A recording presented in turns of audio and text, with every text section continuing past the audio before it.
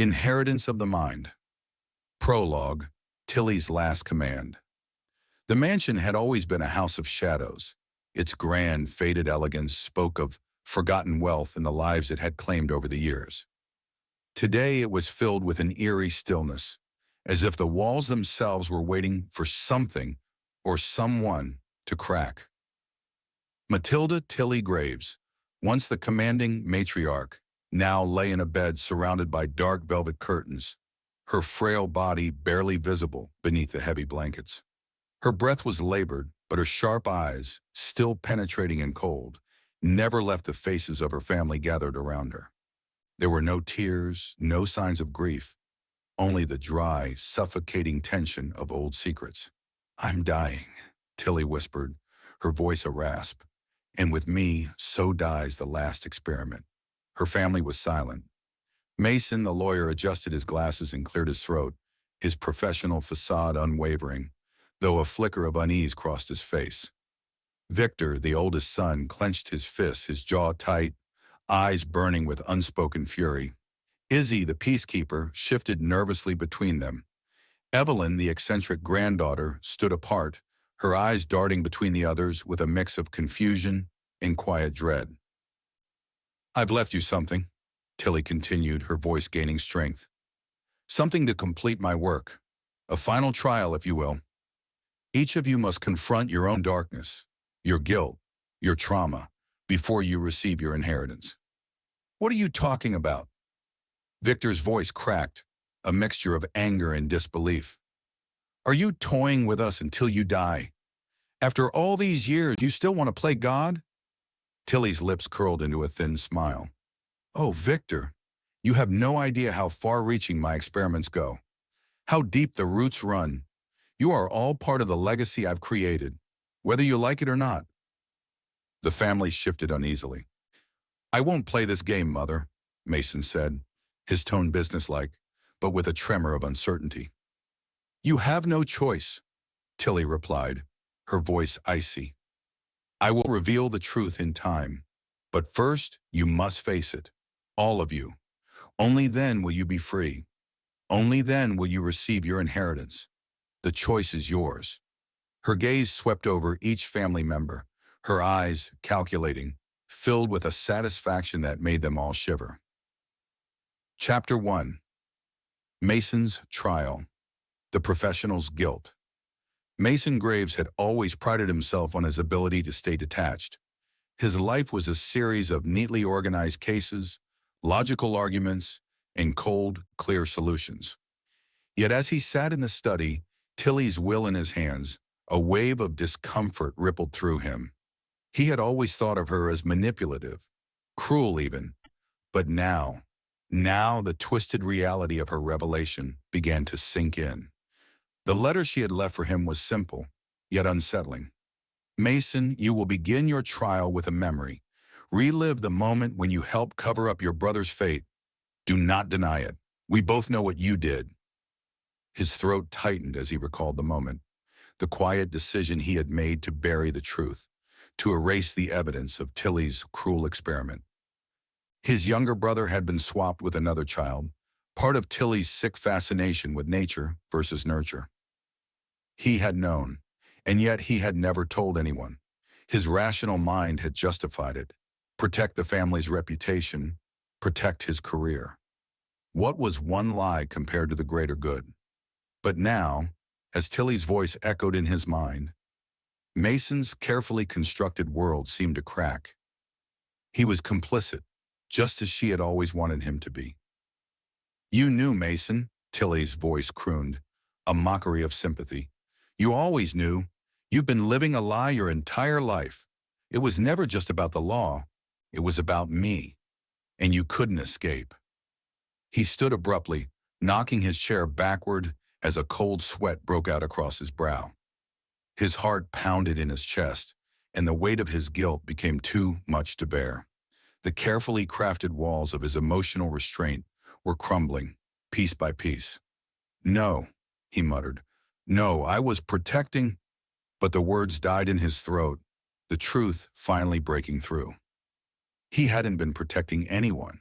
Not really. He had been protecting himself, and now it was too late. Mason sank to the floor, his hands pressed to his face. For the first time in years, he allowed himself to feel the suffocating weight of his decisions, his complicity. Chapter 2. Victor's Trial. The Advocate's Rage. Victor Graves was no stranger to rage. He had lived with it for as long as he could remember, ever since his mother had made him her experiment. As a child, he had rebelled against her coldness, tried to escape her psychological games. But nothing had ever worked. Now, as the family gathered in the kitchen, his anger burned hotter than ever. "You want me to confront my past?" Victor growled, pacing back and forth. "Fine, I'll confront it." He stared at Tilly's letter in his hands, the words flickering before him. "Victor, your trial is the hardest. Relive the moment you were abandoned, when I left you behind, and realized why you never truly mattered to me." The memory hit him like a punch to the gut. He was a child again, alone in the corner of the mansion, forgotten. Tilly had always told him he was a failure, too emotional, too weak. He wasn't the ideal subject of her experiment, the one she had hoped would thrive. He was just a discarded piece of her grand plan, nothing more than a mistake. "You were never meant to be loved, Victor." Tilly's voice echoed in his mind, cruel and unforgiving. His fists clenched, the rawness of the memory making his vision blur with fury. He wasn't angry just at Tilly, though. He was angry at himself, angry that he had spent his whole life pretending to be fine when he knew he was broken. Angry that he had never questioned her, never challenged the suffocating power she had held over him. But now, as the rage consumed him, Victor began to wonder if he had ever truly been free from her influence. Had he been just as complicit in her game as everyone else? Chapter 3. Izzy's Trial. The Enabler's Awakening. Izzy Graves had always been the mediator, the one who kept the peace. As the middle child, she had learned early on that conflict meant chaos, and chaos meant pain. She had spent her life trying to shield her family from their own dysfunction, but in doing so, she had enabled Tilly's cruelty. Now, as she sat in the living room, Tilly's trial for her felt like a sharp slap to the face. The letter she had been given was not as direct as the others, but it still hit hard. "Izzy, you've always been the nurturer, but you've never asked yourself why. Why do you seek approval? Why do you protect everyone but yourself?" Tilly's voice, though no longer physically present, seemed to echo in her mind, pulling her into the past. Izzy saw herself as a young girl, constantly trying to please her mother, to maintain some semblance of family unity. She had always turned a blind eye to Tilly's cruelty, convincing herself that it was necessary for the family's survival. But now she couldn't deny the truth anymore. She had enabled Tilly's manipulation by choosing to ignore it. Chapter 4. Evelyn's Trial. The Eccentric Granddaughter's Awakening. Evelyn Graves had always been the odd one, the misunderstood artist, the black sheep of the family. While her relatives lived in the controlled chaos of the mansion, Evelyn had made her sanctuary in the attic, a dimly lit room filled with paintings, sketches, and unfinished canvases. The silence of the attic was comforting, and so was her detachment from the family's constant games. But now, as she sat before the letter Tilly had written specifically for her, Evelyn couldn't shake the gnawing feeling that everything in her life had been a lie. "Evelyn," the letter began, "you were the perfect subject. So perfect that I didn't even have to manipulate you consciously. You already believed you didn't belong, but you never asked why. Why did you feel so different? It's time to confront your own darkness." The words rattled through her, striking at the fragile understanding she had of herself. All her life, she had questioned her identity, feeling like a foreigner in her own family. And now Tilly's revelation began to make sense in the most twisted way.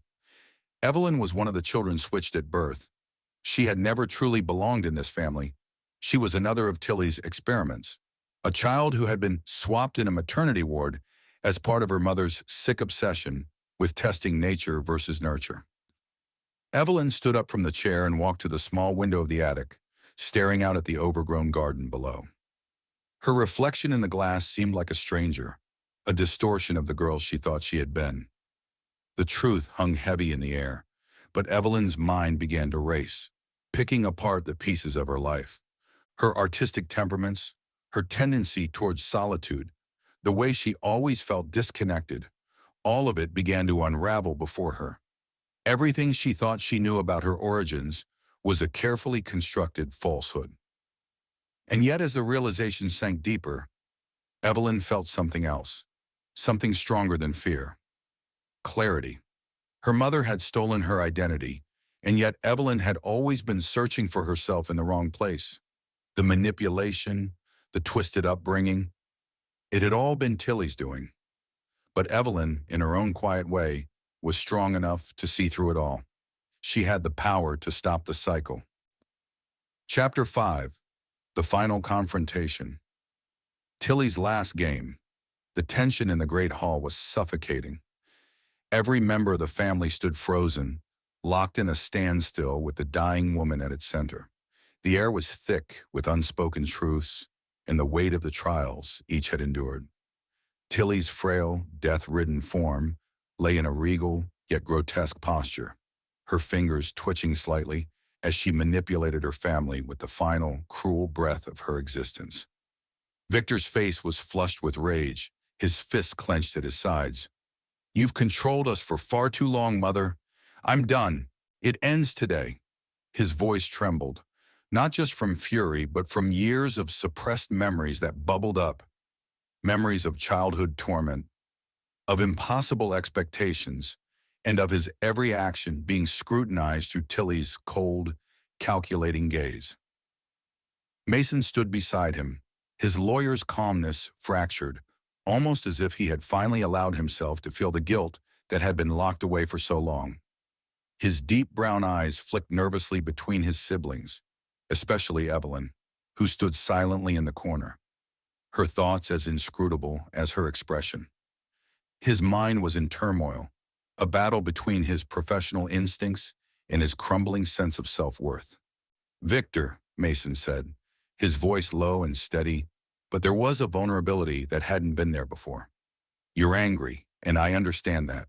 But killing her, ending this the way she expects, won't make any of us whole. It won't erase what she did to us. We have to break the cycle." Victor shot him a look that could have burned through stone. "What cycle? You think we've ever been free of it? You think that your cold logic and lack of emotion have somehow made you immune to her control? You're wrong, Mason. You've always been her puppet, just like me, just like all of us. And I'm done. We are done." Tilly's eyes, now clouded and distant, flickered for a moment, as if sensing the shift in power. The twisted smirk that had been etched on her face through all of the family's suffering began to falter, the cracks appearing just as her grip on them did. She had expected this. She had always anticipated that the family would fracture, but what she had not foreseen was Evelyn's quiet strength and clarity. Evelyn took a step forward, her voice quiet, but filled with an authority that seemed to fill the entire room. "Victor," she said, her gaze meeting his with a piercing calmness.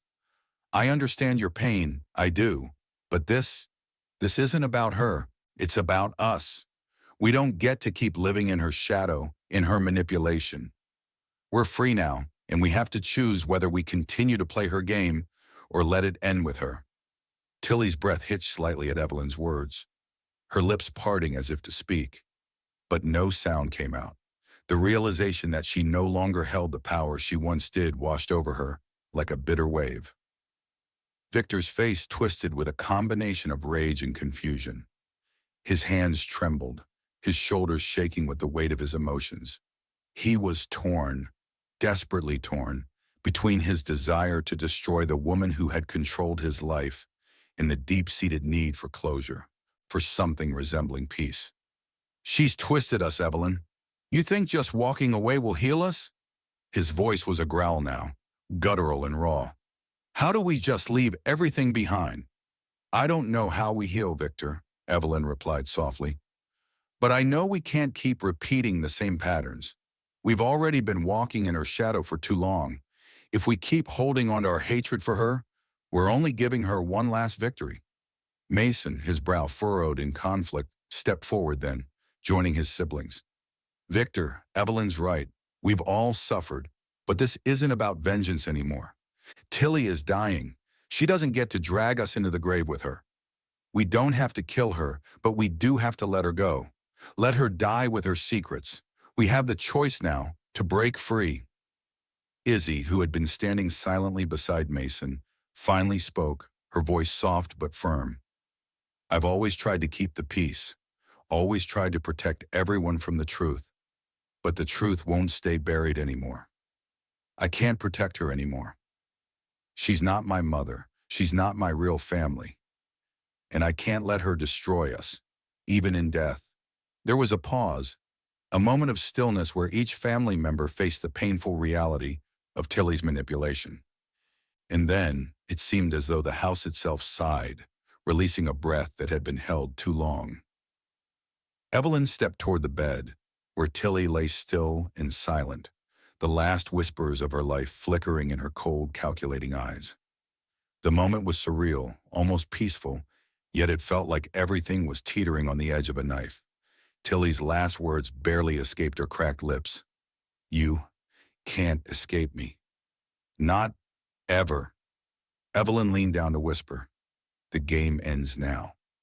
Tilly's eyes flickered briefly, then closed forever. Epilogue: The Broken Family. The weeks that followed Tilly's death were filled with uncertainty. The mansion, once a monument to her cruelty and control, now stood empty, its walls echoing only memories of a family that had been broken beyond repair. Yet for the first time, the Graves family had a chance at something they hadn't had in years: peace. Mason, who had once been the epitome of control, found himself unraveling in ways he hadn't anticipated. He left the high-powered law firm he'd worked at for years and took a step back to reevaluate his life.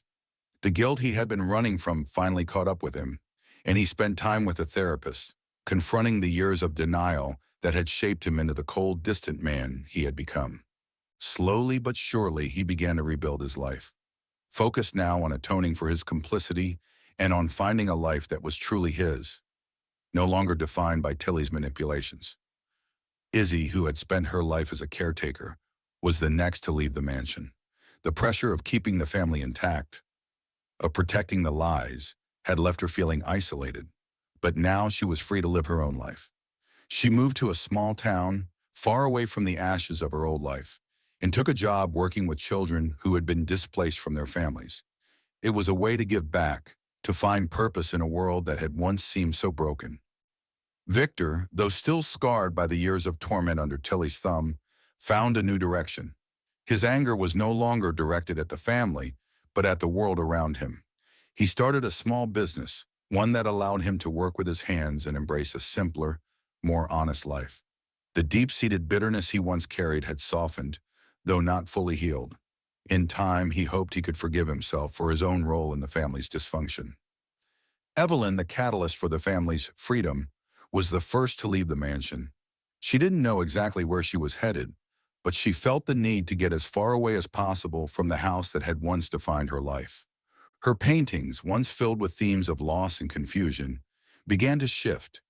They told stories of identity, freedom, and resilience.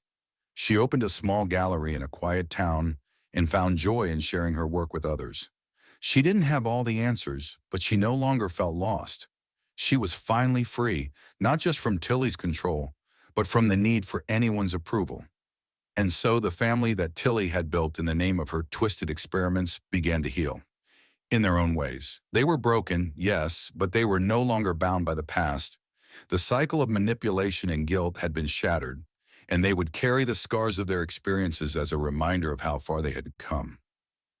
The mansion stood empty now, a haunting monument to a life that had been warped beyond recognition.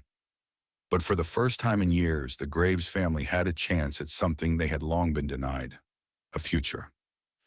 And though they would never forget the darkness that Tilly had cast over them, they would no longer live under her shadow. The end.